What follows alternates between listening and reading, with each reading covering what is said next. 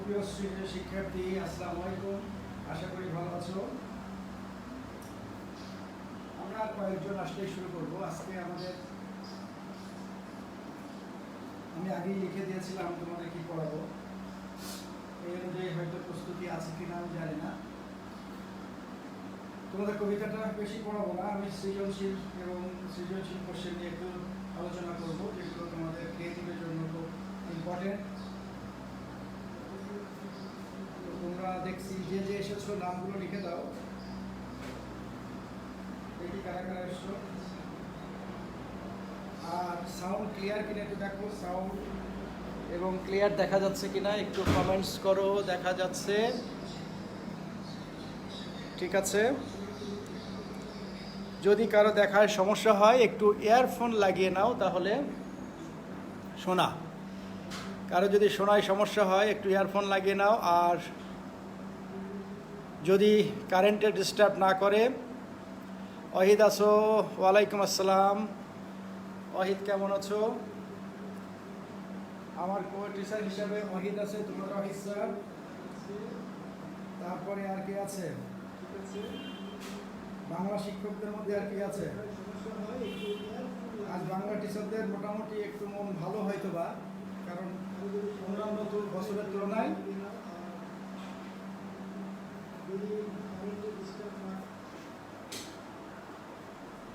বছরের তুলনায় বাংলা রেজাল্টটা এবার একটু ভালো হয়েছে, যার জন্য বাংলা টিচাররা হয়তো একটু মনটা ভালো। তো আমরা চাই তোমাদেরও এই ব্যাচটায় যেভাবে আমরা পরিশ্রম করছি, আমরা সব ডিপার্টমেন্ট, বিশেষ করে আমার ডিপার্টমেন্টে যারা আছে, তোমাদের অহিদ স্যার আছেন, সোহাগ স্যার আছেন, Surovi miss, Mahmuda miss, Farzana miss, বা এইটা যারা যারা ক্লাসে সম্পৃক্ত, তোমাদের রনি স্যার, তারপরে সেকান্দার স্যার, সবাই কিন্তু কষ্ট করছেন। তোমরা হয়তো স্ক্রিনে দেখতে পাচ্ছ না, কিন্তু ওরা এই কাজের সাথে আমাদের এর সাথে ইনভলভ আছে এবং সবাই আছে, মোটামুটি সবাই ব্যস্ত। তোমাদের কীভাবে ভালো করা যায় সেই ব্যাপারটাই আমরা সবাই জোর দিচ্ছি। তো ঠিক আছে, আমরা এখনই শুরু করবো ইনশাআল্লাহ।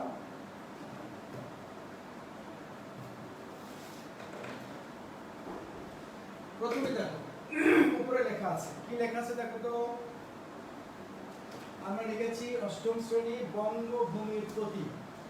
প্রথম দেখো বঙ্গ বানানটা দেখে নিও। বঙ্গ বানানটা হচ্ছে ওর নিচে গ, অনেকেই এইভাবে দেয়, সমস্যা নেই।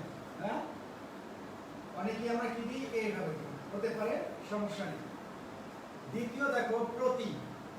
প্রতি শব্দের অর্থ কি? আমরা কখনো কখনো প্রতিটা লিখি তার প্রতি, বাবার প্রতি, বঙ্গভূমির প্রতি, সেই প্রতি। এরপরে দেখো বানানটা দেখে নাও, মধুসূদন। অনেকেই আমরা মধুসূদন বলে ফেলি ভুল করে, খুব খেয়াল করতে হবে, অ্যাকচুয়ালি মধুসূদন। মাইকেল যোগ হয়েছে খ্রিস্টান হওয়ার পর, তিনি যখন খ্রিস্টান হয়েছিলেন তারপর থেকে মাইকেল যোগ হয়েছে। তার আগ পর্যন্ত তিনি ছিলেন মাইকেল নাই, মধুসূদন দত্ত ছিলেন। তাহলে এরপরে আমরা যে অংশটা দেখব, এই বঙ্গভূমির প্রতিটা, এটা কি? একটা গীতি কবিতার অংশ বিশেষ। তাহলে আমরা একটু লিখে ফেলি। আমি এখানে দেখো গীতি কবিতা, এটা গীতি কবিতা অংশ বিশেষ। হ্যাঁ, তাহলে কি হলো, এটা একটা গীতি কবিতা আর একটা গীতি কবিতা। বঙ্গভূমির প্রতি, এই জাতীয় অনেকগুলো কবিতা আছে। বঙ্গভাষা বলে একটা কপোতাক্ষ, বঙ্গভাষা, কপোতাক্ষ নদ। তো বঙ্গভাষা এবং কপোতাক্ষ নদ দুটি সনেট কবিতা। তো এই কবিতা আসলে মূল সুর সব এক দেশ মাতৃকা, অর্থাৎ দেশকে ভালোবাসাকে নিয়ে মূলত কবিতাগুলো লেখা হয়েছে। তা আমরা কিন্তু আজকে সৃজনশীল করবো বলেছিলাম, আর কিছু ক নম্বরের প্রশ্ন আমরা সলভ করব, যেগুলো জ্ঞানমূলক, যেগুলো পূর্ণাঙ্গ মার্কস পাওয়া যায় সেইগুলো। তো ঠিক আছে, আমি প্রথমেই দেখি। প্রথমেই তোমরা মনে রাখবে, আমি এটা মুছে দিলাম। আচ্ছা, না মুছলেও হবে। প্রথম কথাটা লেখো,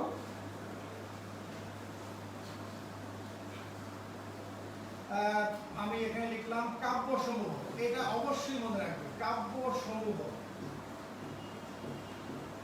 আমরা একটু ছন্দের মাধ্যমে করি। কি একটু সবাই লিখে নাও, ছন্দে ছন্দে, ঠিক আছে? তো কাব্যসমূহ কি? প্রথমেই দেখো,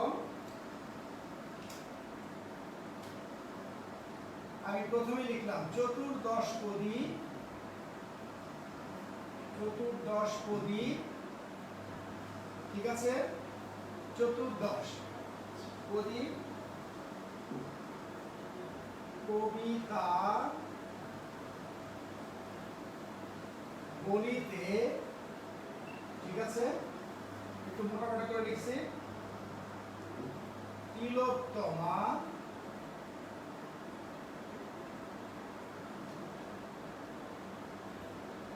সম্ভব কাব্যের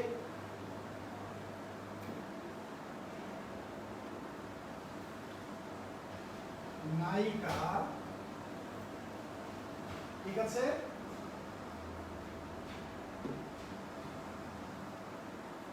ব্রজাঙ্গনা,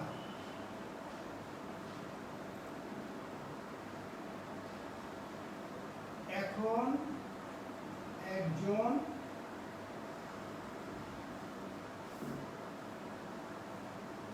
বীরাঙ্গনা। হ্যাঁ,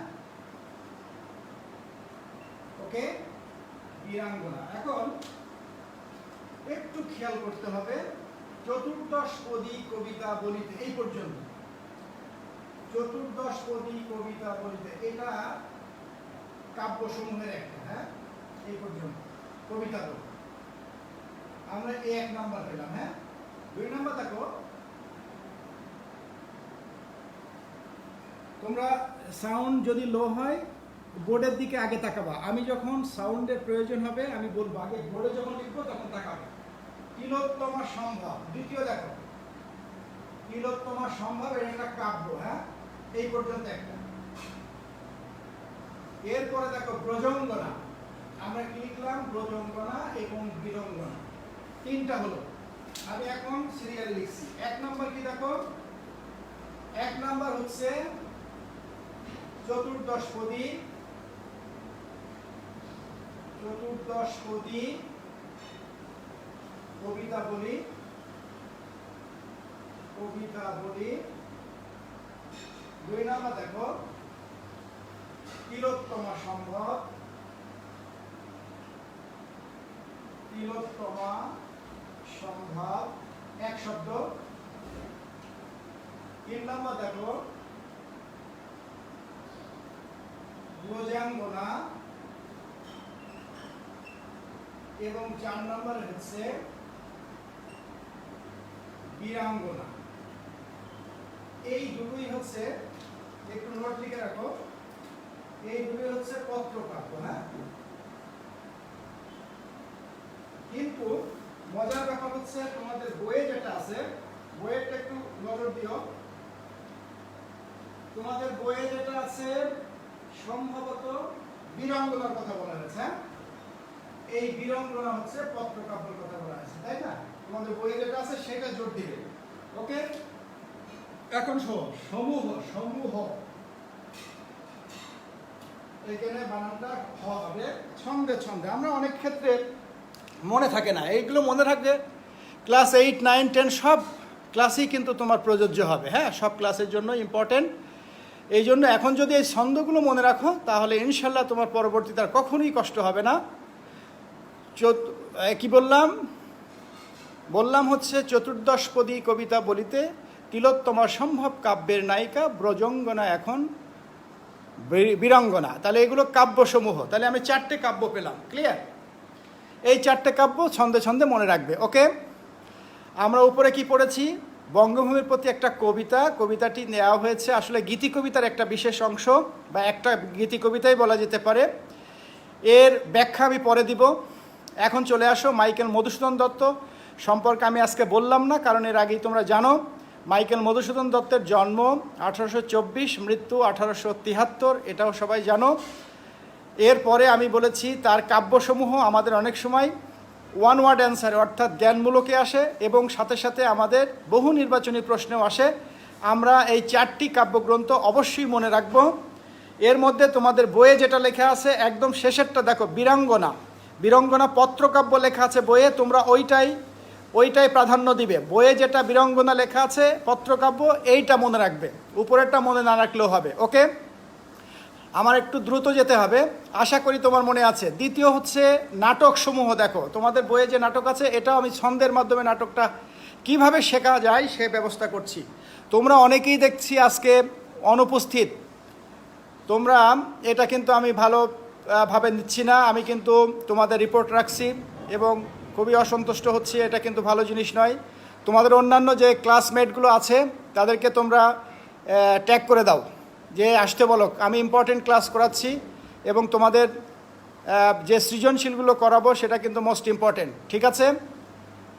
আর সাউন্ড কিন্তু আমি যখন দেখবা আমি তোমার স্পিকারের কাছে এসে আমি যখন কথা বলি সাউন্ডটা বাড়বে, আর যখন বোর্ডে যাব সাউন্ডটা একটু ডিস্টেন্স হবে, সুতরাং একটু কমবে, সমস্যা নাই। বোর্ডে গেলে বোর্ডের দিকে নজর দিবে। ওকে, তা আশা করি তোমরা এটা লিখে নিয়েছো। এখন নাটকসমূহ দেখো। ওকে, কারো কোশ্চেন থাকলে আমার বলতে পারো।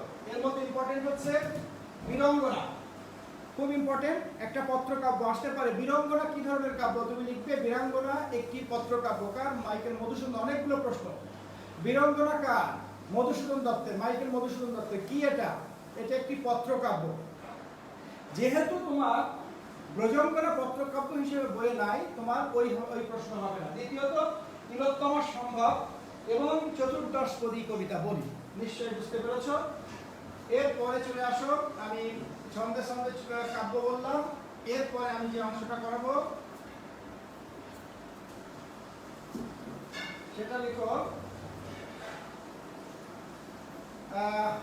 আবার লিখি ছন্দে ছন্দে কি আমরা নাটক। নাটকগুলো তোমাদের ইম্পর্টেন্ট, প্রায় বই আসে, এটা নাটকটা আমাদের শিখতে হবে। একটু আলাদা কালি ধরে লিখি, ভালো করে দেখো। প্রথমে দেখো পদ্মাবতী, ঠিক আছে? তারপরে অন্য একটা কালি দিয়ে লিখি, একসাথে হয়ে যাবে, আলাদা লিখতে হবে না, একসাথে হয়ে যাবে। মায়া কাননে, এটা বইয়ে নাই তোমাদের, এটা তোমাদের বইয়ে নাই। মায়া কাননে। তারপরে কি করেছে? বিষ না ধনু, বিষ না ধনু, এটা একটি। তারপরে দিয়ে কালো কালি দিয়ে লিখি, বিষ না ধনু দিয়ে কৃষ্ণ কুমারী। সবাই জানো, খুব বিখ্যাত না? কৃষ্ণ কুমারী, ঠিক আছে? তারপরে কৃষ্ণ কুমারীর কি? কৃষ্ণ কুমারীর বোন। কৃষ্ণ কুমারীর বোনকে আমরা এখানে নাম দিলাম শর্মিষ্ঠা।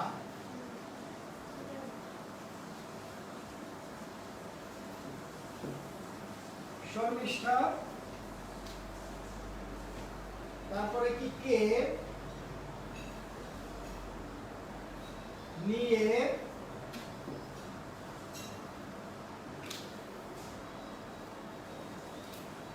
হেক্টর বল।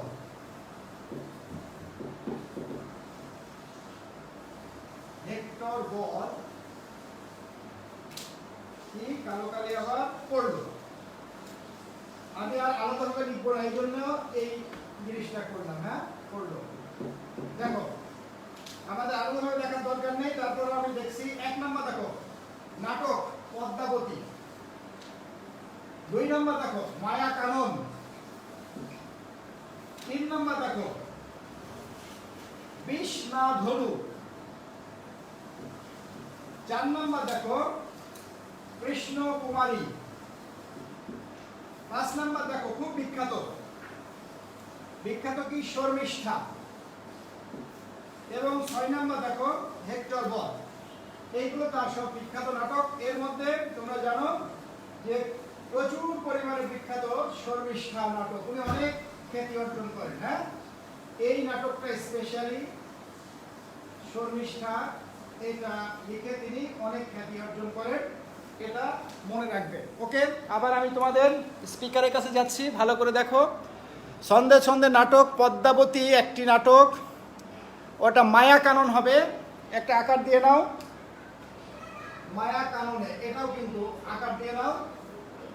মায়া কাননে বিষ না ধনু, বিষ না ধনু আলাদা, ঠিক আছে? একটু ব্র্যাকেট দিলে এরকম হয়, এরকম হয়, এটা হয় এই পর্যন্ত, এটা হয়, এটা এটা এই।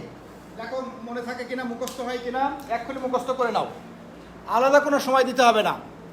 তোমরা ক্লাসগুলো মনোযোগ দিলেই আর বই পড়া লাগবে না ইনশাল্লাহ। হ্যাঁ, এইগুলো কত নম্বরের জন্য? 1 নম্বরে, এবং বহু নির্বাচনী প্রশ্নও থাকতে পারে। আবার এটা থেকে আমরা কি পেতে পারি? জ্ঞানমূলক প্রশ্নও পেতে পারি।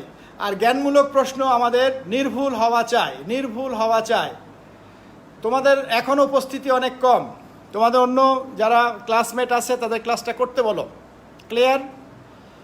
তোমরা অনেকেই ট্যাগ করতে পারো, আমি এসব বুঝি না, ট্যাগ করে দাও যে ক্লাসটা করুক তারা। হ্যাঁ, পরে দেখলে প্রশ্ন করা যায় না, এখন দেখলে প্রশ্ন করতে পারবা। তাহলে কি হলো, আমরা নাটক এখন কুইট করব, আমরা নাটকের পর অন্য জায়গায় চলে আসব। পদ্মাবতী একটি নাটকের নাম, মায়া কাননে একটি নাটকের নাম, বিষ না ধনু নাটকের নাম, কৃষ্ণকুমারী, শর্মিষ্ঠা, হেক্টর বধ। এখন তোমাদের লাগছে কোনটা কোনটা? আমি 3 স্টার দিয়ে দিচ্ছি, যেগুলো লাগছে তোমাদের বইয়ে যেগুলো আছে এগুলো পড়বে। এই একটা, এটা তোমাদের বই আছে। পদ্মাবতী, এটা তোমাদের বই আছে, 3 স্টার দিলাম। এরপরে শর্মিষ্ঠা তোমাদের বই আছে, এই 3টা তোমাদের বই আছে। এই 3টা তোমাদের জন্য ইম্পর্টেন্ট, অন্যগুলো ইম্পর্টেন্ট না। তোমরা মনে রাখবে এই 3টে তোমাদের ভালো করে মনে রাখবে, যেহেতু তোমাদের বইয়ে অন্যগুলো নাই, এটা এক্সট্রা হিসাবে আমরা একটু দিলাম যাতে এক্সট্রা মনে থাকে, 9 10-এ গেলে সমস্যা না হয়। ওকে, তাহলে আমরা নাটক পেয়ে গেলাম। নাটকের পরে এবার দেখো 2টো প্রহসন আছে, অনেকেই আমরা প্রহসনটা মিস করে যাই, তাই না? খুব ইম্পর্টেন্ট 2টো প্রহসন আছে, খুবই ইম্পর্টেন্ট, যে প্রহসন 2টো প্রায় পরীক্ষায় আসে। বাংলা টিচাররা যারা আছেন, যদি কোনো জায়গায় আমি আকার একার বা ইত্যাদি যদি করি, তোমরা অবশ্যই স্মরণ করে দিও আমার। হ্যাঁ, কারণ সামনে বইটাই নাই, তো খেয়াল রাখবেন। আর বাচ্চারা যদি উত্তর চাই, আমি যদি ওই সময় ব্যস্ত থাকি, ক্লাস নিই, তোমরা পারলে উত্তর দিয়ে দিও, না হলে আমি পরে উত্তর দিয়ে দেবো। যদি তোমার কোনো প্রশ্ন থাকে অবশ্যই এখানে করতে পারো। ওকে, তো ভেরি গুড, আমরা এটা মুছে দিলাম। এরপরে চলে আসো, নাটক চলে গেল, আমরা এখন চলে আসবো প্রহসন। সেম দৃষ্টিতে আমরা দেখো প্রহসন করব। প্রহসন তো বোঝো, প্রহসন মাত্র কয়েকটা প্রহসন আছে, আমরা আলাদাভাবে লিখে ফেলি। 1 নাম্বার হচ্ছে লাল কালির গীত, এটা দেখো ভালো করে দেখো, একেই, এটা তোমাদের বই আছে। কি বলে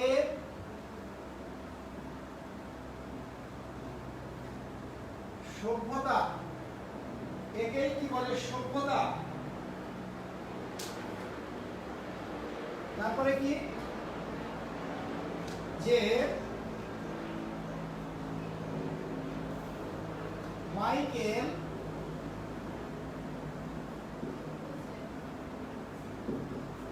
কি করলেন,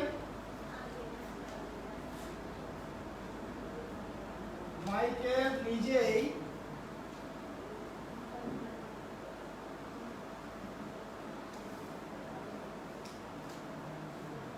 এখানে দেখো বুড়ো শালিকে ঘাড়ে রোগ,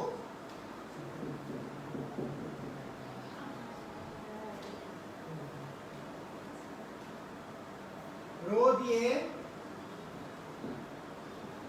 সবাইকে হাসাচ্ছেন। বুঝতে পেরেছো? তাহলে কি হলো, আমরা এখানেও করলাম। একেই কি বলে সভ্যতা, এটা এই পর্যন্ত একটা প্রহসনের নাম, একদম এটা বইয়ে আছে, সুতরাং এটা ভোলা যাবে না। দ্বিতীয় হচ্ছে বুড়ো শালিকের ঘাড়ে রোগ, এখান থেকে এই পর্যন্ত তোমাদের বইয়ে আছে, এটা ভোলা যাবে না। ঠিক আছে, এটা মাথায় রাখতেই হবে।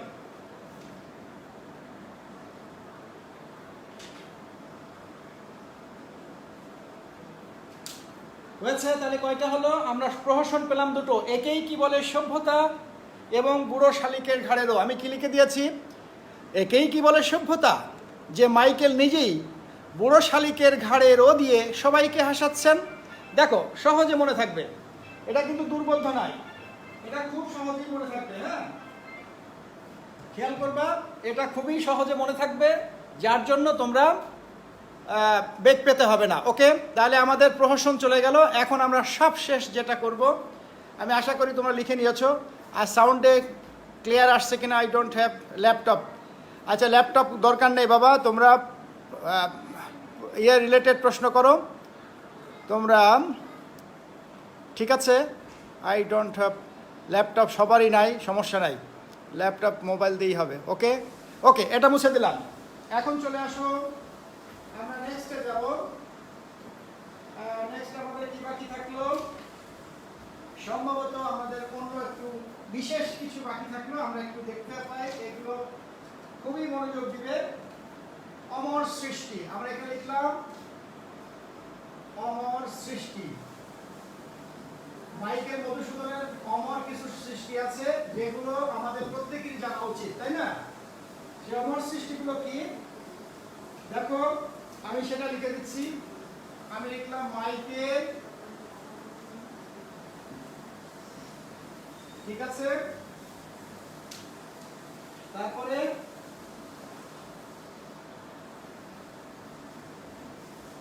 সনেট আকৃতিতে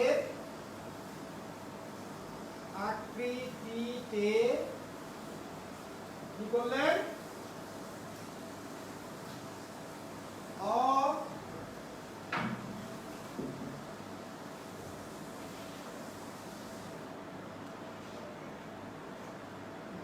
অমিত্রাক্ষর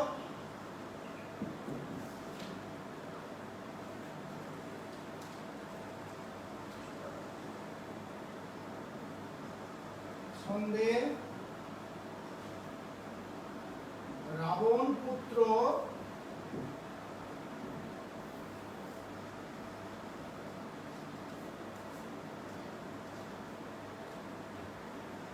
মেঘনাদ বধ কে হত্যা করে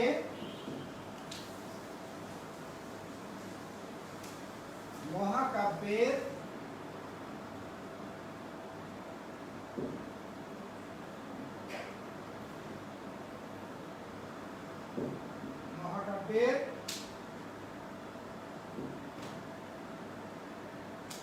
জন্ম দিলেন। হ্যাঁ,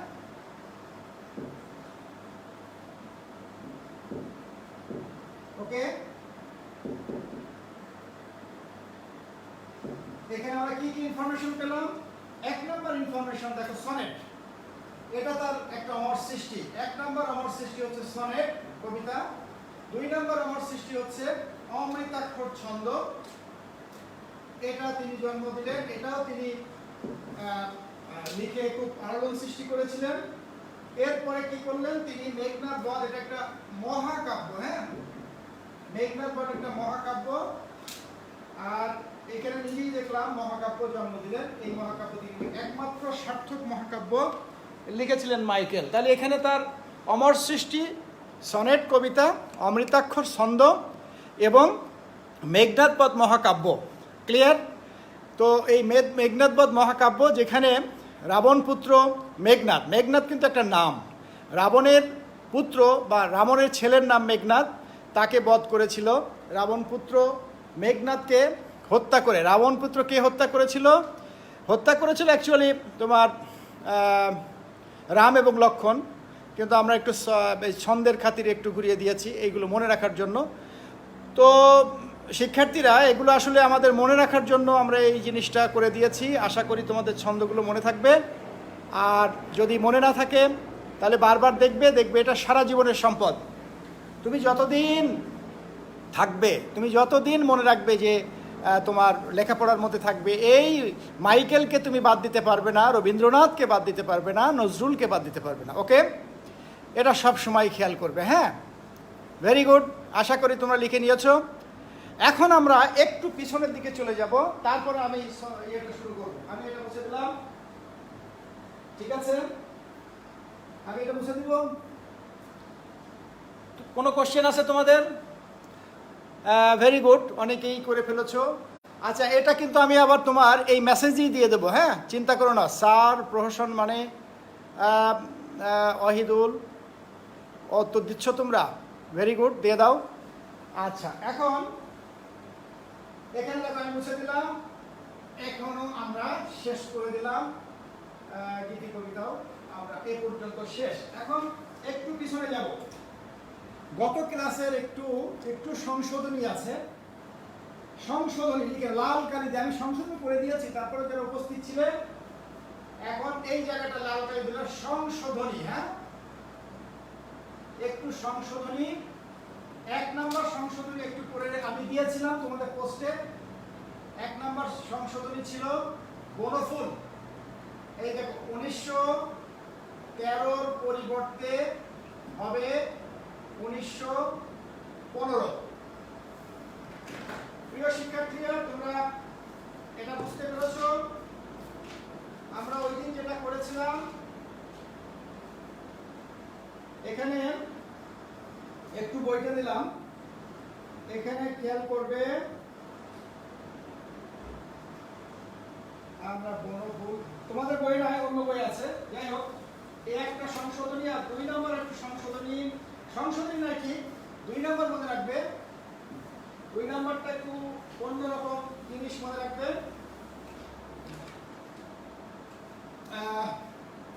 বঙ্গভূমির প্রতি কবিতায়, বঙ্গভূমির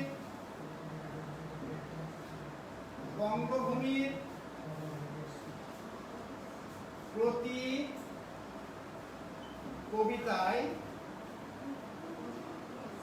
কবিতায় এই অংশটা, কি অংশ দেখো? অংশটা হচ্ছে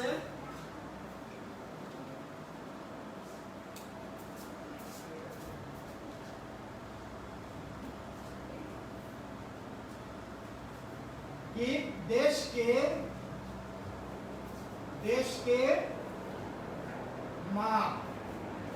মাতা হিসেবে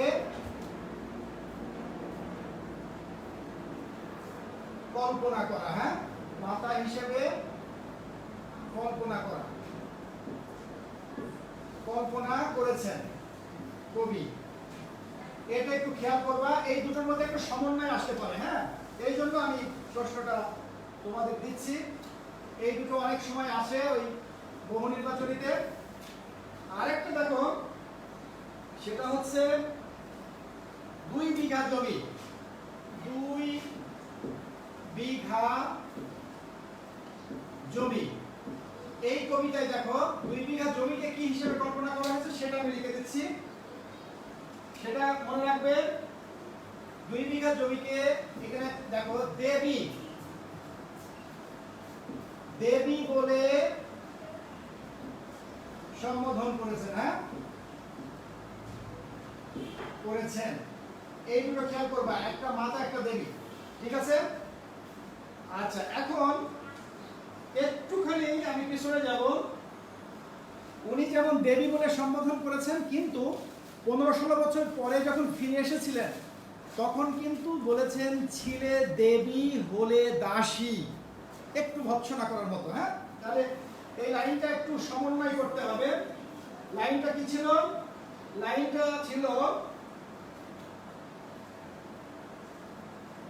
দেখো, 2 বিঘা জমিতে যত হাসো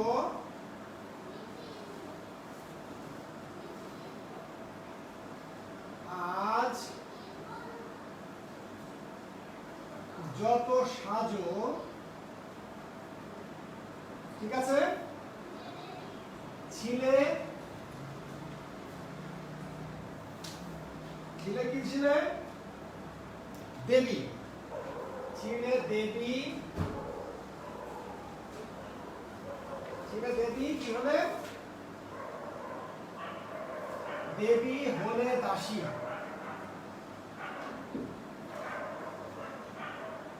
হলে দাসী, ওকে। কিন্তু মনে রাখতে হবে এটাও, এই দাসী কখন বলেছেন?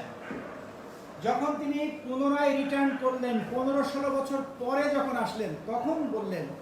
এখনকারের তোমার ভাব গাম্ভীর্য বা এখনকারের তোমার রূপ সৌন্দর্য দেখে তিনি বললেন, এই 15 বা 16 বছর পরে যখন তিনি ফিরে আসলেন, ফিরে এসে যখন ওই ভূমির উপর ছিলেন। এখন বলো, আমাদের এর আগের ক্লাসের একটু সংযোজন করে নিও, এটা সংশোধনী বলতে পারো, সংযোজন বলতে পারো। হ্যাঁ, আমরা সংশোধনীটা কি করলাম একটু ভালো করে দেখো। এটা একটু সমন্বয় করে প্রশ্ন এসেছে, এই জন্য আমি এটা বারবার করে তোমাদের দিয়ে দিচ্ছি। বঙ্গভূমির প্রতি কবিতায় দেশকে মা বা মাতা হিসেবে কল্পনা করা হয়েছে। হ্যাঁ, আমাদের মাইকেল মধুসূদন দত্ত মা বলেছেন। 2 বিঘা জমিতে যে কবিতা আছে, এই জায়গাটায় 2 বিঘা জমিকে বলা হচ্ছে দেবী বলে সম্বোধন করা হয়েছে, রাইট? এখন আবার আরেকটা লাইনে ছিল যে তিনি যেমন দেবী ভেবেছেন, পরবর্তীতে তিনি দাসীও বলেছেন। কি জন্য? একটু ভৎসনা করার জন্য। সেই লাইনটা কি জুড়ে দিলাম, যখন তিনি 15-16 বছর পরে কি করলেন, যারা কিন্তু এর আগের ক্লাসে ছিল না তারা খুব ভালো করে বুঝবে না, এই জন্য খেয়াল করবে, যে খেয়ালটা কি করবে, যে এই লাইনগুলো খুব তির্যকভাবে মনে রাখবে। লাইনটা দেখো, যত হাসো আজ যত সাজো, ছিলে দেবী হলে দাসী। এই লাইনটা তোমাদের বই আছে, ওকে? আশা করি তোমরা বুঝতে পেরেছো। এখন আমরা সৃজনশীলে চলে যাব, ওকে? কি বলো রে বাবা? আমি তো আজকে আমি পাশে দেখছি, কিন্তু আমি অন্য কম্পিউটার দিয়ে, এবং আমি তোমাদের এই ক্লাসটা আমি নিজেও দেখছি। দেখো, ক্লাসটা কিন্তু আমি নিজেও দেখছি, কত স্পষ্ট এবং বড় বড় অক্ষর দিয়ে দেখছি। হ্যাঁ, তোমরা কিন্তু কেউ যদি বলো যে স্পষ্ট নাই, তাহলে তার মানে নেটওয়ার্কের সমস্যা, ঠিক আছে? তার একটু নেটওয়ার্কের সমস্যা আছে, তোমরা একটু ঠিক করে নিও বাবা, প্লিজ, ওকে? আচ্ছা, এখন আমি একটা সৃজনশীল করাবো, তোমরা রেডি হও। সৃজনশীলটা হচ্ছে, আগে আমরা একটু লিখে নিই, আমি মুছে দিলাম। সৃজনশীল করার জন্য আমার জায়গা লাগবে, এই জন্য সব অংশই মুছে দিতে হবে, চেষ্টা করি। এটুকু মুছে দিতে হচ্ছে, কিছু করার নাই। হ্যাঁ, কারণ আমার এই জায়গাটায় লিখতে হবে শুধু। আচ্ছা, আমরা ডান সাইডে মাইকেল মধুসূদন দত্ত একটু লিখে দিই, এই জায়গায় ছোট্ট করে মাইকেল মধুসূদন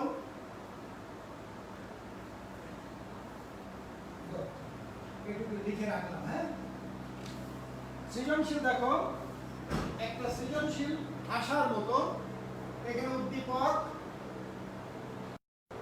উদ্দীপকটা তোমরা পারলে তুলে, না পারলে সমস্যা নেই। হ্যাঁ,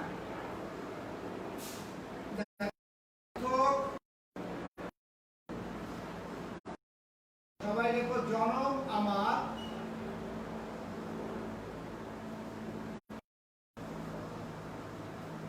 জন্মেছি এই দেশে, জন্মেছি এই দেশে। হ্যাঁ, এটা এক লাইনে কিন্তু, হ্যাঁ এক লাইনে। এর পরের অংশ হচ্ছে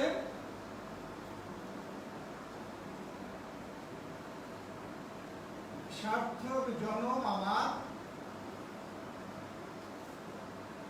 জনম মাগো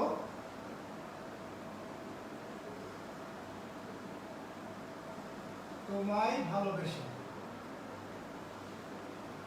ওকে, এরপরে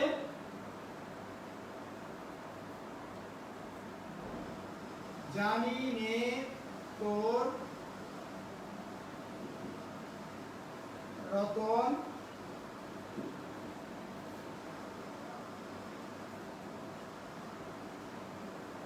আছে কি না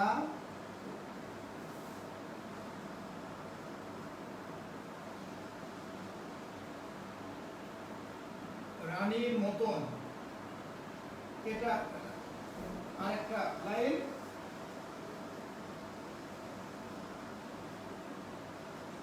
জানি শুধু আমার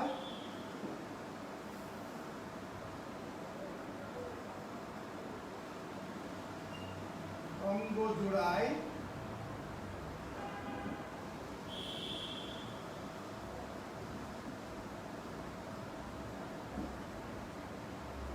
ছায়ায় এসে। ওকে, এখন দেখো এই একটা উদ্দীপক। এখন উদ্দীপকের এসে 4টে কোশ্চেন। আমরা ক নাম্বার একটু অন্য কালিতে লিখি বোঝার জন্য, বোঝার সুবিধার জন্য। এটা মোস্ট ইম্পর্টেন্ট। ক নাম্বারটা হতে পারে খুব বারবার পরীক্ষা এসেছে, তোমরা অনেকবার পরীক্ষা দিয়েছো, তাই না? এখানে দেখো কোকোনট,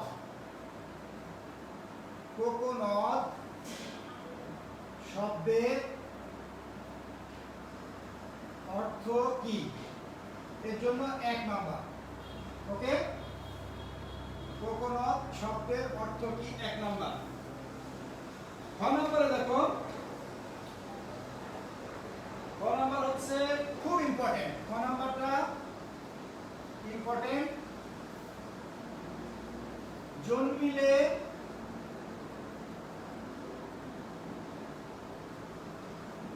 মরিতে হবে, তারপরে অমর কে কোথা কবে, লাইনটি ব্যাখ্যা করবে।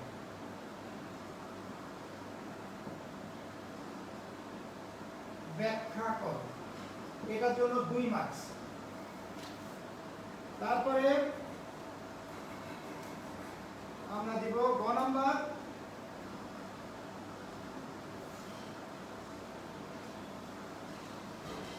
উদ্দীপকের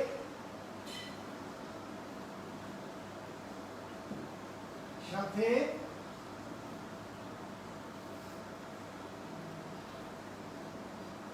বঙ্গভূমির প্রতি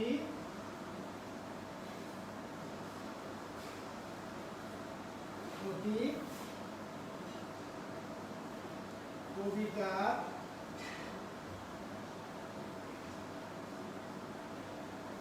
বৈসাদৃশ্য আছে কি? আছে কি? মন্তব্য দাও। এটা 3 নাম্বার। এরপরে আরেকটা নাম্বার দেখো, গ ঘ। গ নাম্বার হচ্ছে উদ্দীপক ও, আর লিখলাম না, শুধু লিখলাম কবিতা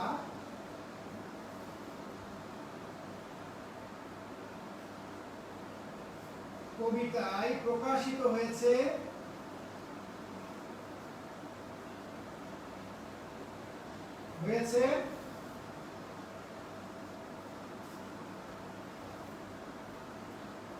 গভীর দেশপ্রেম। দেশপ্রেম আলোচনা করে। এটার জন্য 4 মার্কস। ওকে, প্রিয় শিক্ষার্থীরা, তো আমরা এই প্রশ্নটা আমি তোমাদের দিলাম, মোস্ট ইম্পর্টেন্ট প্রশ্ন। এরকম একটা প্রশ্ন কিন্তু থাকবে তোমাদের। এবং আমি বলে দিলাম 2 বিঘা জমি থেকে এবং তোমার বঙ্গভূমির প্রতি থেকে এখন থেকে যত পরীক্ষা দিবে প্রত্যেকটা পরীক্ষায় থাকার মতো, এগুলো খুবই ইম্পর্টেন্ট। ঠিক আছে, তো খেয়াল করবে এটা আমরা এখন বুঝতে পেরেছি কিনা। এখন প্রথমে চলে যাও যে তোমরা উদ্দীপকটা বুঝতে পেরেছো কিনা। আমি উদ্দীপকটা প্রথম বোঝাই। সবার আগে তোমরা জানো যে আমাদের বইয়ে একটা মূল বক্তব্য আছে। বইয়ের মূল বক্তব্যটা হচ্ছে, আমরা যদি একটু বলি, খুব কান খাড়া করে শোনো, কান খাড়া করে শোনো, তাহলে বুঝতে পারবে। বইয়ের বক্তব্যটা এরকম যে বঙ্গভূমির প্রতি কবিতায় স্বদেশের প্রতি কবির শ্রদ্ধা ও একাগ্রতা তীব্রভাবে প্রকাশ পেয়েছে। দেশকে কবি মা হিসেবে কল্পনা করে নিজেকে ভেবেছেন তার সন্তান। প্রবাসী মধুসূদন ভেবেছেন, মা যেমন সন্তানের কোনো দোষ মনে রাখেন না, দেশমাতৃকাও তার সব দোষ ক্ষমা করে দেবেন। অবশ্য তিনি বিনয়ের সাথে এও বলেছেন, তার এমন কোনো মহৎ গুণ নেই যে কারণে তিনি স্মরণীয় হতে পারেন। বিনয়ী কবিতায় দেশমাতৃকার কাছে এই বলে প্রণতি জানাচ্ছেন, তিনি যেন দেশমাতৃকার স্মৃতিতে পদ্ম ফুলের মতো ফুটে থাকেন। এখন তোমাদের কিন্তু এটা মূল ভাব। মজার ব্যাপার হচ্ছে, এখন আমরা আমি মোটামুটি বই দেখি এটা বললাম, কিন্তু আসলে কি বঙ্গভূমির প্রতি কবিতায় তুমি জানো যে মাইকেল মধুসূদন দত্ত উনি দেশের চেয়ে বিদেশের মাটিতেই বেশি ছিলেন। এক সময় দেশের চেয়ে বিদেশকেই বেশি ভালোবাসতেন। এক সময় মাতৃভাষাকে ভুলে ইংরেজি ভাষায় মনোনিবেশ করেছিলেন। তার মানে অনেকগুলো দোষ তার ছিল। এবং তিনি ধর্মত্যাগ করেছিলেন। তিনি কোনো হিন্দু রমণীকে বিয়ে করেননি, তিনি খ্রিস্টান রমণীকে বিয়ে করেছিলেন, তাই তো? তিনি ধর্মত্যাগ করে মাইকেল হয়েছেন, খ্রিস্টান হয়েছেন। কায়স্থ ঘরের ছেলে খ্রিস্টান হয়েছেন। তিনি জমিদার প্রথাকে, যদিও সেই সময় জমিদার প্রথা তিনি অবজ্ঞা করেছেন, ঠিক আছে, কিন্তু তার পৈতৃক যে জমিদারিত্ব তিনি গ্রহণ করেননি, সেটা ভালো লক্ষণ। একটা জিনিস তার মধ্যে ছিল, তিনি সবসময় জ্ঞান পিপাসু ছিলেন। অর্থাৎ তার অনেক জ্ঞানের দরকার, তিনি জ্ঞান আহরণ করতে ভালোবাসতেন। এবং তিনি সবসময় ভাবতেন কি করা যায়, কিভাবে আমি জ্ঞানী হওয়া যায়, কিভাবে স্মরণীয় হওয়া যায়, কিভাবে বরণীয় হওয়া যায়। এই স্মরণীয় এবং বরণীয় হওয়ার জন্য তিনি অনেকগুলো কাজ করেছেন, যে কাজগুলো একটা দেশের পক্ষে গর্হিত এবং একটা দেশের জন্য অপমানজনক, এক সময় বিবেচ্য। তিনি যখন ভার্সাই নগরীতে অবস্থান করেছিলেন, তোমরা জানো যে তিনি ইংরেজি ভাষায় যথেষ্ট দখল ছিল তার। তিনি ক্যাপটিভ লেডি লিখলেন একটা কাব্য। এই ক্যাপটিভ লেডি কিন্তু অসাধারণ একটা কাব্য, কিন্তু ক্যাপটিভ লেডি ইংরেজরা সেটাকে পাত্তাই দিলেন না। তো পাত্তাই যখন দিলেন না, তখন তিনি কি করলেন, তিনি দেখলেন একটার পর একটা তার জীবনে আসলে তিনি কোনো রকমই ভালো কিছু করতে পারছেন না, কিন্তু তার লেখার মানটা অসাধারণ। তখন তিনি বাধ্য হয়ে ফিরে আসলেন তার নিজের ভাষায়, মাতৃভাষায়, বাংলা ভাষায়। তখন একের পর এক এই দেশ মাতৃকার হয়ে কবিতা লিখতে শুরু করলেন। কখনো বঙ্গভাষা অর্থাৎ বাংলাকে নিয়ে, কখনো কপোতাক্ষ নদ অর্থাৎ তার বাড়ি যে সাগরদাড়ি পাড়ি দিয়ে বয়ে চলা কপোতাক্ষ নদ, সেই নদকে কেন্দ্র করে। আবার কখনো দেখো এই যে বঙ্গভূমির প্রতি, ভূমির প্রতি, সমগ্র মাতৃভূমির প্রতি তিনি যে তার আবেগ, তার ভালোবাসা প্রকাশ করার চেষ্টা করলেন। এবং তিনি কিন্তু আমার দেশের শখের সকালিতে আমাদের দেশের প্রত্যেকটা জনগণের কাছেও তিনি এক ধরনের ক্ষমা চেয়েছেন শখের সকালিতে, যে তিনি বলেছেন যে প্রত্যেক আত্মীয় স্বজন, আমার বন্ধু বান্ধবকে পৌঁছে দাও, আমি এখনো আগের মতোই ভালোবাসি। তো এই জিনিসটাই তিনি আমাদের মাতৃভূমিকে মা হিসেবে পরিগণিত করেছেন এবং বলতে চেয়েছেন, আমরা তো, তুমিও তোমার মায়ের সন্তান, আমিও আমার মায়ের সন্তান, আমরা পৃথিবীতে যারা এসেছি সবাই মায়ের সন্তান। তো দেখো, আমার মায়ের যদি আমি যা সন্তানটা এরকম একটা কুৎসিত সন্তানও হয়, আমার মাকে ফেলে দিবেন না। আমি যদি অনেক গর্হিত কাজ করিও, আমি যদি অনেক খারাপ কাজও করি, আমরা যদি আল্লাহ না করুক খারাপ কাজ আমরা কেউ করবো না, কিন্তু মনের ভুলে যদি করে ফেলি, এবং সেটা হতে পারে রাষ্ট্রদ্রোহী, হতে পারে দেশদ্রোহী, হতে পারে রাষ্ট্রীয় ষড়যন্ত্রের শিকার হতে পারে, অথবা কুচক্রের শিকার হতে পারে, অথবা আরো বিভৎস কোনো কাজ হতে পারে, কিন্তু সবাই, সারা দেশের মানুষ আমাদেরকে ঘৃণা করবে আমরা যারা এই খারাপ কাজ করব। কিন্তু মনে রাখবে, আমার মা, তোমার মা, আমাদের মা কিন্তু তার ছেলেকে কখনোই ফিরিয়ে দিতে পারবেন না। তাই মাইকেল মধুসূদন দত্ত তার এই বঙ্গভূমির প্রতি কবিতায় তিনি অত্যন্ত মিনতি করে বলেছেন যে মা যেমন তার সন্তানের শত গুণকে অম্লান বদনে ক্ষমা করে দেন, অনুরূপভাবে আমিও দেশের কাছে তার সন্তানের মতো, হ্যাঁ আমি জানি অনেক আমার মাকে পদদলিত করেছি, অপমানিত করেছি, অথবা অবজ্ঞা করেছি, অথবা আমি তার ভাষাকে অবজ্ঞা করেছি, মাতৃভূমিকে অবজ্ঞা করেছি, ধর্মকে অবজ্ঞা করেছি, আত্মীয় স্বজনকে অবজ্ঞা করেছি, দেশের মানুষকে অবজ্ঞা করেছি। সবাই আমাকে ঘৃণা করতে পারে, কিন্তু মা, মাতৃভূমি, তুমি আমাকে অবজ্ঞা করতে পারো না, এবং আমাকে তুমি ক্ষমা করে দিও। এই ক্ষমা চাওয়ারও একটা বলেছেন যে আমার তো এই ক্ষমা চাওয়ার মতো কি দিয়ে আমি ক্ষমা চাবো সেটাও তো আমার বোঝার মানে আমি বুঝতে পারছি না, তাই তোমার নিজ গুণেই তুমি আমাকে ক্ষমা করে দিও। ওকে, এটা কিন্তু আমরা কবিতার মূল বক্তব্য অ্যাট এ গ্লান্স আমরা বলে ফেললাম।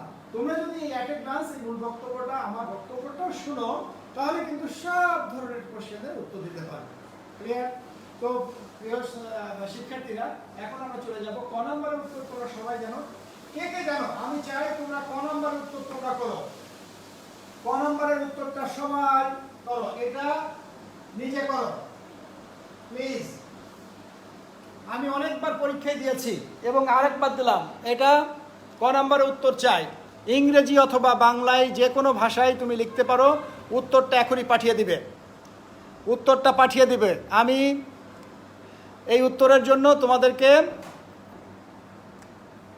একটা চকলেট হলেও অন্তত, যারা সঠিক উত্তর দিবে একটা চকলেট হলেও অন্তত তাদেরকে দিব, এবং স্কুল খোলার সাথে সাথে তোমরা সেই চকলেট হলেও মানে উপহার দিব। তাড়াতাড়ি লিখে ফেলো। কি এই যা অনেকেই ভেরি গুড, তোমরা তো সবগুলো পারো।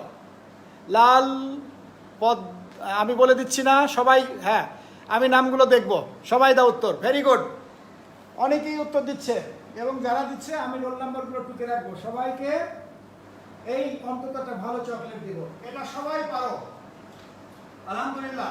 এটা নিয়ে আমরা আর ঘাটবো না। চলে আসো খ নাম্বার।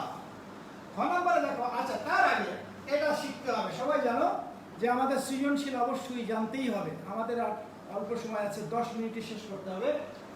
সার্থক জনম আমার জন্মেছি এই দেশে, সার্থক জনম মাগো তোমায় ভালোবেসে। মাগো মানে মাতৃভূমি।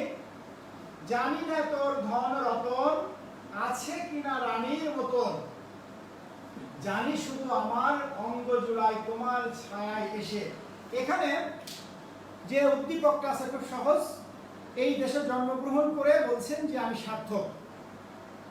আমরা যেমন বলতে পারি আমি আমার মায়ের কোলে জন্মগ্রহণ করে সার্থক, তুমি যেমন বলতে পারো, কারণ একজন ছেলের বা মেয়ের পক্ষে তার মাই শ্রেষ্ঠ, অনুরূপভাবে মাতৃভূমি শ্রেষ্ঠ। তাই বলছে আমার জীবন সার্থক হয়েছে, আমি এই দেশে জন্মগ্রহণ করেছি। তাই এখন এই দেশ কি? বাংলাদেশে, ইয়েস বাংলাদেশ। কিন্তু একজন যদি আমেরিকায় জন্মগ্রহণ করে, সে তো বাংলাদেশের কথা বলবে না, সে তার দেশের কথা বলবে। একটা অনুন্নত দেশ, মনে করো উগান্ডা, সিয়েরা লিওন, অথবা আফ্রিকা কঙ্গো টঙ্গো এরকম কোনো দেশ, সেই দেশেও যদি কেউ জন্মগ্রহণ করে এই কথাটাই বলবে কিন্তু যে সার্থক জনম আমি এই দেশে। অর্থাৎ প্রত্যেকেই এই দেশের প্রতি তার ভালোবাসাটা থাকে। যদি না থাকে তাহলে কিন্তু একটু খারাপভাবেই বলে, যে সবে বঙ্গেতে জন্মি হিংসে বঙ্গবাণী, সেসব কাহার জন্ম নির্ণয় না জানি। যদি এটা বঙ্গদেশের জন্য, কিন্তু এটাই উক্তিটা আসলে সকল দেশের জন্যই প্রযোজ্য। ওকে, তাহলে আমরা আশা করি তোমরা উত্তরটা দিতে থাকো, আমি বোঝাতে থাকি, তোমরা উত্তরটা দিতে থাকো। এখন দেখো আমরা উদ্দীপক বুঝতে পারলাম কিনা। হ্যাঁ, সবাই বুঝতে পেরেছো। উদ্দীপক কে কে বোঝনি? সার্থক জনম আমার জন্মেছে এই দেশে, সার্থক জনম মাগো তোমায় ভালোবেসে। এই দেশে জন্মগ্রহণ করার জন্য আমি নিজেকে গর্বিত মনে করছি, সার্থক মনে করছি, এবং আমি আরও সার্থক মনে করছি যে এই দেশকে মা হিসেবে গণ্য করে আমি মা তোমাকে সেইভাবেই ভালোবাসি। তারপরে বলছে যে মা তুমি সুন্দর কিনা জানি না, তোমার অনেক অর্থ সম্পদ করি এগুলো আছে কিনা সেটাও আমি জানি না। বলছে যে জানি না তোর ধন রতন, আমি জানি না তোর অর্থ সম্পদ তুই অনেক বড়লোক কিনা, আছে কিনা রানীর মতো। রানীর যেমন বিলাস ব্যাসন থাকে, অনেক শান শৌকত থাকে, অনেক ঐতিহ্য থাকে, চাকর বাকর অনেক কিছু থাকে। এইগুলো একটা রানীর কি থাকে? যেমন ইংল্যান্ডের রানী, দেখো ইংল্যান্ডের রানীর কাছে পৌঁছানোই সম্ভব না। রানী কিন্তু রাজদত্ত থেকে রানী হয়। রানী হচ্ছে যে একটা রাষ্ট্রের কর্ণধার, যেমন ইংল্যান্ডকে বলতে পারি আমরা। তো সেই তার জায়গায় অনেক কিছু আছে। তো ওই রানীর ছেলে রানীকে রানী মনে করবে, কিন্তু আরেকটা ভিখারির ছেলে তার মাকে কি রানীর মতোই করবে। আমাদের মা তো রানী নাই, তাহলে আমাদের মাকে আমরা কি ভাবি? আমাদের মাও কিন্তু আমাদের কাছে রানীর মতোই। ক্লিয়ার? তো কবির কাছেও তার মাতৃভূমি লেখকের কাছে রানীর মতো। বলছে ধন রতন আছে কিনা আমার জানা নেই বা আমি জানি না, হতে পারে ফকির, হতে পারে অর্থহীন, হতে পারে কপট শূন্য, কিন্তু সে আমার মা। তাই আছে কিনা রানীর মতো জানি শুধু আমার অঙ্গ জোড়ায় একটা জিনিসই জানি, আমি যখনই এখানে আসি আমার মন ভরে যায়। ক্লিয়ার? এখন চলে আসো ক নাম্বার, জন্মিলে বলিতে হবে অমর কে কোথা কবে। ভালো করে দেখো, জন্মিলে বলিতে হবে অমর কে কোথা কবে।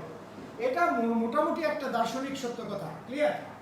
এটা উত্তরটা তোমরা যারা খাতা কলম হাতে নিয়েছো হাতে নাও, আমি উত্তরটা লিখে দিচ্ছি, লিখে দিব। তোমরা যারা উত্তরটা নিতে চাও, আচ্ছা আমি তোমাদের মেসেজ করে দিচ্ছি, আমি বলবো, আমি এখানে রেকর্ড করে আবার তোমাদের শুনিয়ে দিচ্ছি, ঠিক আছে? এটা মাথায় রাখবে। আমি উত্তরটা তোমাদের করানোর চেষ্টা করছি। Get ready. তোমাদের কাছে খাতা কলম থাকলে তোমরা উত্তরটা লিখে ফেলো। তাহলে উত্তরটা লেখার জন্য আমার কি করতে হবে? খ নাম্বারে তোমরা অনেকেই জানো, আমরা অনেকেই বলতে পারি যে আসলে প্যারাটারা দরকার নেই, কিন্তু মাথায় রাখবে বাবা, আমাদের কিন্তু ক্যাটাগরি আছে। ক্যাটাগরি কি? একটা ছেলে যুদ্ধ করছে 33 পাওয়ার জন্য, একটা ছেলে যুদ্ধ করছে বি পাওয়ার জন্য, একটা ছেলে এ পাওয়ার জন্য, একটা ছেলে এ মাইনাস পাওয়ার জন্য, একটা এ প্লাস, একটা 90 আপ, আবার কেউ যুদ্ধ 100% মানে 100 মার্কস করার জন্য। তাহলে 100 মার্কস যে প্রশ্ন করতে কেউ যে পেতে চায় তাকে কি করতে হবে? 100-এর মতোই কিন্তু তাকে প্রস্তুতি নিতে হবে। তাহলে কি করতে হবে? নিয়ম মানতে হবে, সুন্দর করে লিখতে হবে, হাতের লেখা ঠিক রাখতে হবে, মার্জিন ঠিক মতো দিতে হবে, এবং প্রশ্নে যা চেয়েছে সেটা উত্তর করতে হবে। না হলে সে 100% মার্কস পাবে না। 100% মানে কি? আমাদের 10 মার্কস আছে, আমরা 10ই পেতে চাই। যারা 10 পেতে চাও তারা নিয়ম মানবে, আর যারা মনে করবে স্যার আমার 10 পাওয়ার দরকার নেই, আমি মোটামুটি 6-7 পেলেই হবে, তাদের ওই প্যারাটেরা কোনো জায়গায় কিছু না দিলেও হয়। আশা করি তোমাদের এই ধরনের স্টুডেন্ট এখানে কেউ নাই, তোমরা আছো নাকি? তোমাদের এ প্লাস কিন্তু 90%-এ, সো বি কেয়ারফুল, নিয়ম মানতেই হবে, ঠিক আছে? তো এখন আমরা উত্তরটা করে দিচ্ছি। উত্তরটা ভালো করে দেখো, জন্মিলে মরিতে হবে অমর কে কোথা কবে।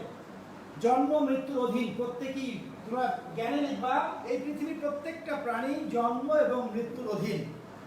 জন্মগ্রহণ করলে তাকে মৃত্যুবরণ করতেই হবে, এটা হচ্ছে জ্ঞান। দ্বিতীয় কি? লাইনটি ব্যাখ্যা করো। আমাদের মাইকেল মধুসূদন দত্ত তার এই কবিতায় তিনি বলেছেন যে এক সময় না এক সময় প্রত্যেকেই জন্মগ্রহণ করলে তার মৃত্যুবরণ করতেই হবে। আমিও এক সময় মৃত্যুবরণ করবই। তো মৃত্যুবরণ করার আগে তিনি যে কথাগুলো বলতে চেয়েছেন, তিনি বলছেন যে বঙ্গভূমির প্রতি কবিতায় দেশ মাতার কাছে কবির এক গভীর প্রত্যাশা ব্যক্ত হয়েছে, কারণ তিনি জানেন এই পৃথিবীতে জন্মগ্রহণ করলে একদিন মৃত্যুবরণ করতেই হয়। তাই দেশমাতৃকার স্মৃতিতে স্মরণীয় হয়ে থাকতে পারলে কবির মরণেও সার্থক হবে বলে তিনি মনে করেন। এই হচ্ছে উত্তর। তাহলে সহজ করে কি হচ্ছে? প্রথম বলা হলো প্রত্যেক মানুষই জন্ম মৃত্যুর অধীন, এবং কবি মাইকেল মধুসূদন দত্ত তিনি নিজেও জানতেন যে জন্মগ্রহণ করলে তাকে মরতেই হবে, রাইট? তো তিনি মরতেও চান, তাদের সমস্যা নাই, কিন্তু তিনি যদি মরতেই চান তাহলে তিনি একটা জিনিসই চেয়েছেন, দেশ মাতৃকার কাছে, দেশ মাতার কাছে একটা জিনিসই চেয়েছেন, আমি মরে গেলেও আমি তেমন কোনো বিখ্যাত ব্যক্তি নাই, কিন্তু তুমি যেন আমাকে মনে রাখো, এই এই জিনিসটাই তিনি চেয়ে নিয়েছেন। তাই খ নম্বর উত্তর কিন্তু এটাই। ক্লিয়ার? আমি দেখো তোমাদের মেসেজ বক্সে যাও, গিয়ে দেখো আমি এর উত্তরটা করে দিয়েছি। এই উত্তরটা তোমরা সম্ভব হলে কপি করে নিতে পারো। আমি দুটো উত্তর করে দিচ্ছি এক্ষুনি, হ্যাঁ?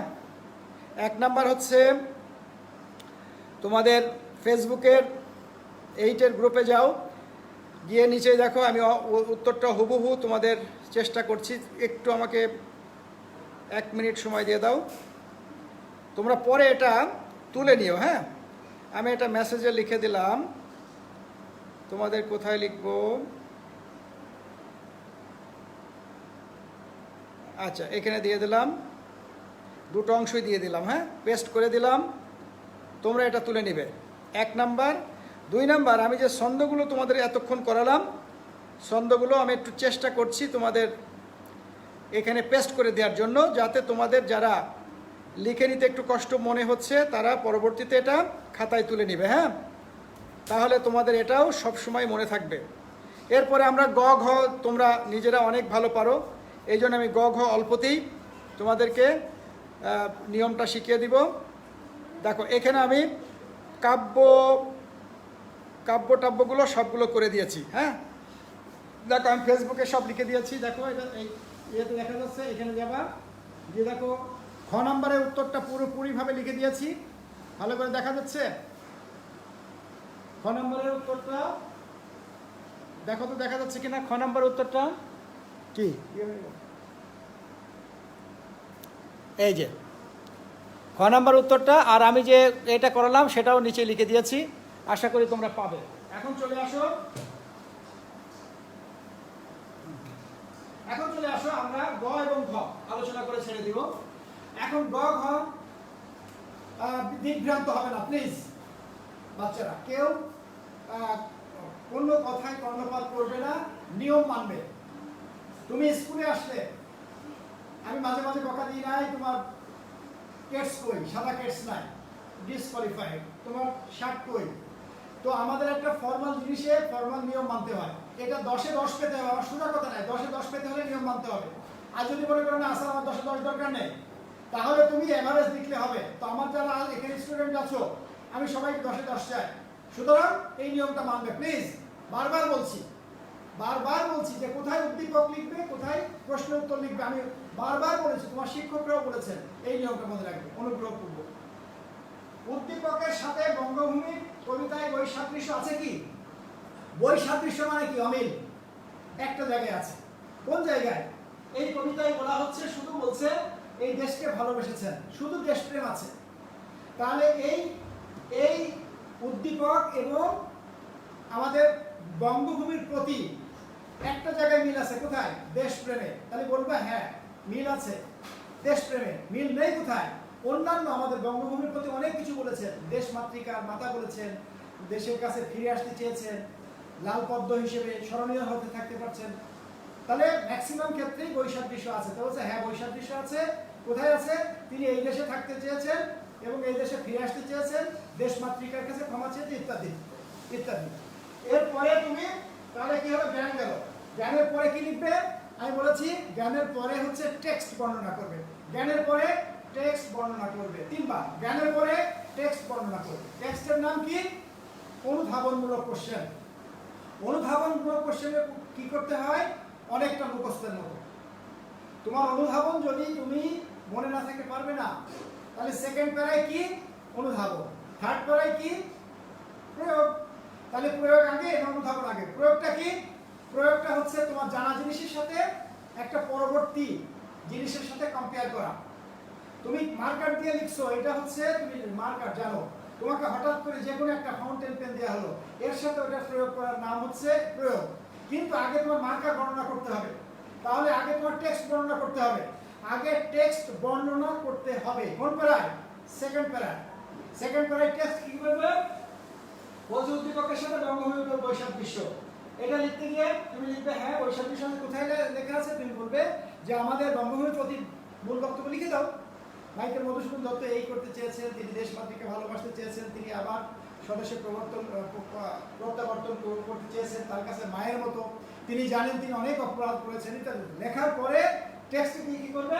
তিনি বলবেন এই জায়গায় বৈসাদৃশ্য, কিন্তু এই যে কিন্তু উদ্দীপকে বলা হয়েছে দেশ মাতৃকার কথা না বলে দেশ প্রেমের কথা বলা হয়েছে, শুধু দেশ প্রেমের কথা বলা হয়েছে, এই জায়গায় পার্থক্য। তাহলে এটা বিশ্লেষণ করে দিলে তোমার উত্তর হয়ে যাবে। ক্লিয়ার? তো এটা আমাদের 3 নম্বরে গেল। 4 নম্বরে গেল ঘ নম্বর, উদ্দীপক কবিতায় প্রকাশিত হয়েছে গভীর দেশপ্রেম আলোচনা করে। এই দেখো এই প্রশ্নের উত্তর আছে, প্রশ্নের উত্তর পেয়ে গেলাম। লাস্ট কোশ্চেনটা উদ্দীপকের সাথে কি আমাদের কবিতার দেশপ্রেম, এই জায়গাটায় মিল আছে, রাইট? তাহলে আমাদের উত্তর দিতে খুব সুবিধা হবে। তুমি প্রথমে বলবা হ্যাঁ, উত্তরটাকে হ্যাঁ, প্রশ্নোত্তরটা সঠিক, কারণ উদ্দীপকের সাথে আমাদের কিসের কবিতার দেশপ্রেমের কথাই আলোচনা করা আছে। কোথায়? এখন চলে আসো দ্বিতীয় পড়ায় কি? আবার সেই কবিতা দিতে পারে বলবে বঙ্গভূমির প্রতি কবিতায় দেশমাতৃকের কথা বলা হয়েছে। এখানে দেশের সাথে সাথে তিনি স্মরণ করতে চেয়েছেন, দেশকে লালপদ্ম হিসেবে থাকতে চেয়েছেন। দেশের প্রত্যেকটা অংশে তিনি তার অংশীদারিত্বের কথা বলেছেন। তাছাড়া দেশকে তিনি কখনো ভুলে যাননি এবং তিনি আরও বলতে চেয়েছেন যে এখানে মা হিসেবে কল্পনা করেছেন, ভেবেছেন, প্রবাসী থেকেছেন, কিন্তু তিনি বলেছেন যে সন্তান যেমন তার শত অপরাধ করলেও তার মা তাকে ক্ষমা করে দেন এবং যেন তার মাতৃভূমি তাকে শেষ পর্যন্ত ক্ষমা করে দেন। কারণ মাইকেল মধুসূদন দত্ত বিভিন্ন সময়ে হয়তো দেশপ্রেমের ইয়ে করতে গিয়ে স্পষ্টত প্রমাণ পাওয়া যায় নাই। এখন তারপরে তুমি লিখবে লাস্ট স্টেপটার নাম হচ্ছে তোমার কি যেন প্রয়োগে তুমি বর্ণনা করবে, এই উদ্দীপকটা বর্ণনা করবে যে উদ্দীপকে বলা হয়েছে একটা জায়গায় কেবল দেশপ্রেমের কথা বলা হয়েছে যে যাই হোক না কেন এই দেশের তার মা বা তার জন্মভূমিতে যদি অনেক বড় লোক নাও হয়, আসলে তার কাছে মা, এবং তার কাছে যখনই যান তিনি শান্তি পান। তো যেহেতু তিনি শান্তি পান তাই তার কাছেই যেতে চাচ্ছেন। আর লাস্ট প্যারায় কি লিখবে, একদম সব শেষ প্যারায় এসে তুমি একটুখানি বক্তব্য জুড়ে দিলে আমি এক লাইনে বলে দিব, তারপরে শেষ হয়ে যাবে। সেটা লিখবে যে এমন ভিন্নমুখী আবেগময় অনুভূতি ও প্রত্যাশার দিক থেকে উদ্দীপক ও বঙ্গভূমি কবিতার বৈসাদৃশ্যপূর্ণ হয়ে উঠেছে। ঠিক আছে, এইটুকু লিখে দিলেই অ্যান্সার হয়ে যাবে। তো সুপ্রিয় শিক্ষার্থী, এটা খুব প্রশ্ন ইম্পর্টেন্ট। এই প্রশ্নটা তোমরা আজকে স্টাডি করো। যদি স্টাডি করতে গিয়ে কোনো সমস্যা হয় তাহলে আমাকে বলবে, আমি চেষ্টা করব যে পরবর্তী উত্তর দেওয়ার জন্য। তো তোমরা আরও এর সাথে সাথে দু একটা তোমাদের আমি যে দুটো কোশ্চেন দিয়েছি এই দুটো কোশ্চেনও ভালো করে পড়বে। এই কোশ্চেনটা পড়বে, এটাও ইম্পর্টেন্ট। এবং এই কোশ্চেন তিনটের যে খ নম্বরের কোশ্চেনটা আছে খুব ভালো করে চেষ্টা করবে যাতে তোমার খ নম্বরের কোশ্চেনটা ভালো হয়। খ নম্বর ক নম্বর কোশ্চেন যদি ফুল নাম্বার পাও, ঘ নম্বরের কোশ্চেনও কিন্তু ফুল মার্কস পাওয়া উচিত। সুতরাং জন্মভূমির প্রতি এবং 2 বিঘা জমি অনেক বেশি বেশি বেশি বেশি পড়বে। এখান থেকে ফাইনালে দুটোর মধ্যে একটা আসবেই। ঠিক আছে, এবং কোনো অন্য পরীক্ষায় আসবে। তো যাই হোক, আমি শেষ করব তোমাদের উপস্থিতি। আমি চাইনি যে আরও সন্তোষজনক হওয়া উচিত ছিল উপস্থিতিটা আর একটু বেশি। পরবর্তী ক্লাসে কিন্তু আমি কবিতা দুটো শেষ করব। না, হোমওয়ার্ক দেওয়ার দরকার নেই, তোমরা হোমওয়ার্কটা করে রাখবে, এটা নোট করে রাখবে। হ্যাঁ, নোট করে যদি দেখানোর প্রয়োজন হয় আমার এখানে সাবমিট করো, আমি দেখে দিব। আর যদি এটা কিন্তু কমপ্লিট করে রাখবে, এটা পরীক্ষায় একদম কাছাকাছি এরকম একটা প্রশ্ন দিব। ওকে, তো ঠিক আছে, সবাই ভালো থাকবে এবং তোমাদের অন্যান্য কোনো জায়গায় সমস্যা হলে আমাকে লিখে জানাবে, আমি সলভ করে দেবো ইনশাল্লাহ। হ্যাঁ, ওকে, খুদা হাফেজ, বাই।